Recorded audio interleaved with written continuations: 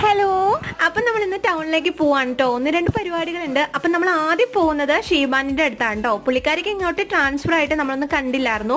അപ്പോൾ ആളെ ഒന്ന് വന്ന് കണ്ടിട്ട് പോവാന്ന് ഓർത്തു. പിന്നെ അത് കഴിഞ്ഞിട്ട് നമ്മൾ നേരെ പോയത് മെലോണിലാണ് കേട്ടോ.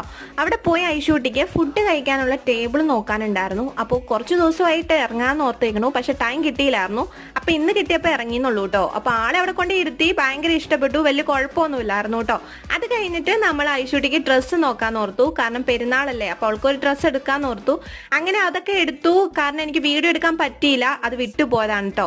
പിന്നെ അത് കഴിഞ്ഞിട്ട് നമ്മൾ കിഡ്സ് കെയർ എന്നും പറഞ്ഞൊരു ഷോപ്പിലേക്ക് പോയിട്ടോ. അവിടെ വാപ്പിച്ചും ഉമ്മച്ചിയും കൂടെ അവൾക്കൊരു ഡ്രസ്സ് എടുത്തിട്ടുണ്ടായിരുന്നു.